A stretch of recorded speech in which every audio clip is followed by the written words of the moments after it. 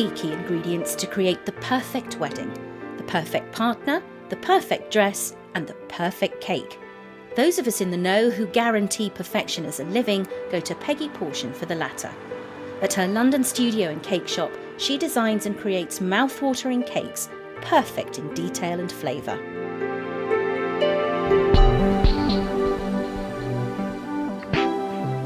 I got into cake baking simply by a hobby, really. I've got sort of a lifelong passion and excitement about cakes, really.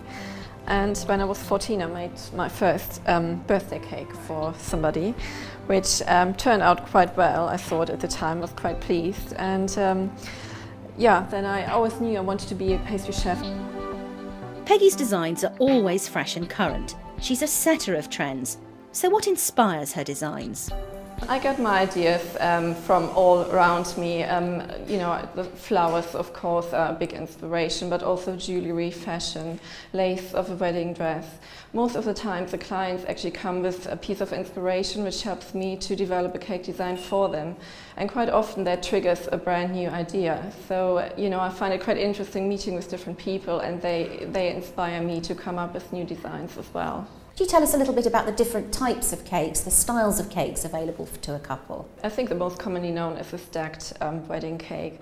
Right now I would say that the stacked American version is the most popular, which means the tiers are directly sitting on top of each other. Then there are also iced miniature cakes. They basically provide a twist on tradition because you can give an individual miniature cake to each guest. You can serve them as a dessert or give them away as a favour, whilst at the same time you still have a top tier which you can cut, so you don't lose your all-important cutting ceremony and the photography opportunity.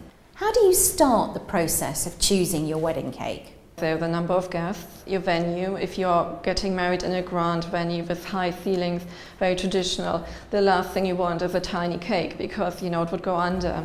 If you have a lot of guests also, for 300 people all around you while you're cutting the cake, you want the cake and yourself to be seen, so you need to go for a significant centerpiece. At the same time, an intimate wedding would require something much smaller, so these things are very important.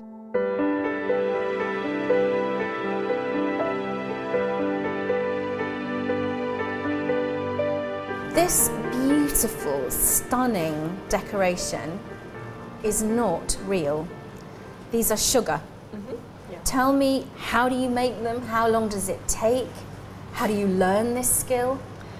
These flowers are handcrafted sugar flowers, and each petal, for example, on every rose is shaped by hand. If you look at this big one, for example, it has about 35 individually crafted petals. And each flower is also made on a wire, which allows us to arrange it in a sort of cascading display.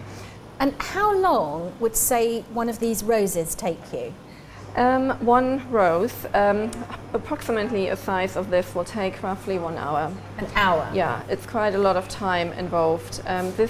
All the flowers that you see on this cake took about between 1 and 2 weeks. I can't tell you exactly now, but they took a long time. So I think what we're saying is if you've set your heart on this and you're on a limited budget, stop looking, because this is going to cost you. Maybe instead. Yeah, use fresh flowers. But that is stunning. Thank you. Stunning.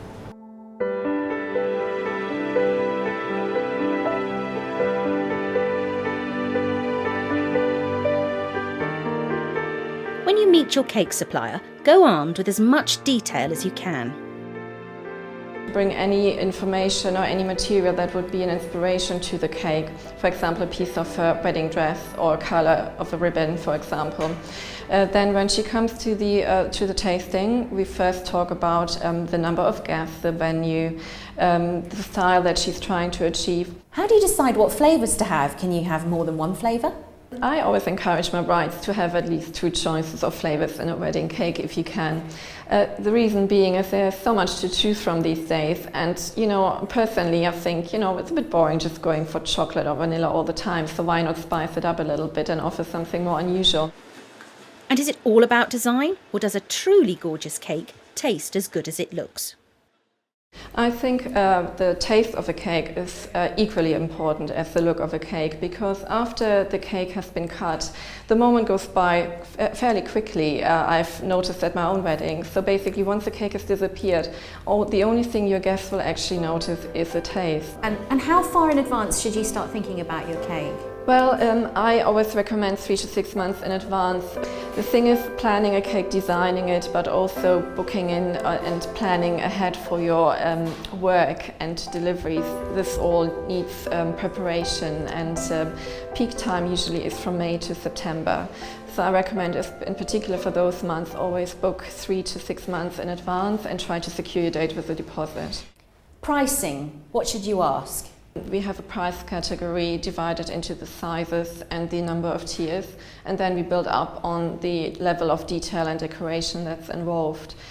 So I think ballpark is really find out a basic starting from price, and then bear in mind the more decoration you add, the more the cake will cost. If you're on a limited budget for your wedding cake, of course decide what your budget will be.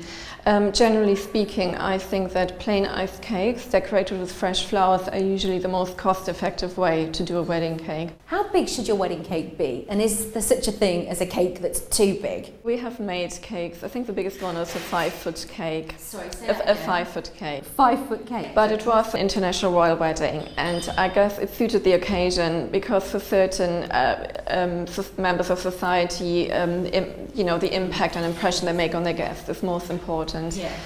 I think really just do what you feel comfortable with. I think sometimes if a bride and groom are leaning over a cake too much, it maybe doesn't look as nice on the picture, so maybe raise the cake a little bit with the cake stand. Too big, I think a cake is nice to be big, personally, but it's personal taste. I think it's the photo opportunity. Exactly, it's yes. the celeb photo shot. Totally. What are your top tips? I guess number one would be pick a good tasting cake. As we said before, you don't want everyone to say the cake looked amazing, but it tasted awful. So do go to cake makers and taste their flavors as well. If you're trying to find a good cake maker, go by recommendation, because when I started, I felt by word of mouth it always works best for you as well as for the client.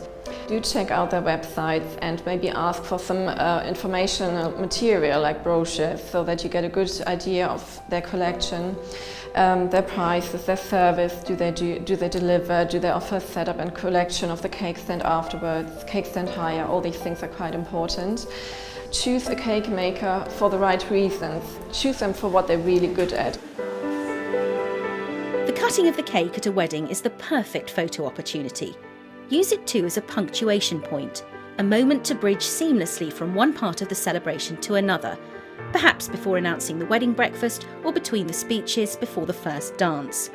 And also bear in mind, particularly if you're serving cake as dessert, that it will be removed to the kitchen for slicing and plating, and that can take time. A little trick that's often done in the trade really is that you have a bottom tier being made out of real cake, but the other tiers could be dummy tiers. Your guests wouldn't notice because they're decorated in ice in the same way. But the kitchen would already have pre-sliced cutting cakes ready to be served as soon as you have cut your cake. And this way it really helps speeding up the process. You, a family member or friend, may be baking your cake, but there are dangers, even for the most enthusiastic amateur. And not just in the baking, but also in the delivery and setup. Make sure you talk it through and trust this task only to the most reliable. The only thing that's really important to remember is stability of a cake. Use the heavier, stronger tiers and flavors at the bottom, and the lighter, more fragile tiers at the top. Never fill a cake with fresh cream or berries or something like that, because if you want to ice a wedding cake, these types of cakes are simply not suitable for this sort of thing. So make sure you dowel your cake properly.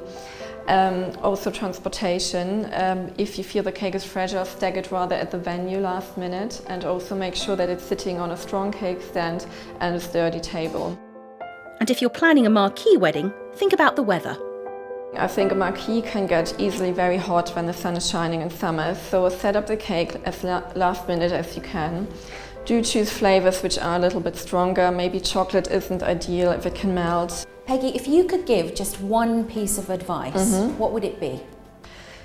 It's a difficult one, but I think the biggest advice I can give, go with your gut feeling. If there's one cake you always wanted, no matter how much you try and shop around, people end up going back to that one. So think about what you want and don't try to please everyone else. I know that's what a bride naturally wants to do, what I try to do, but after all, it's your wedding, it's this one photo and it's the flavor and everything else. You have to have it right for you, so go with your gut feeling.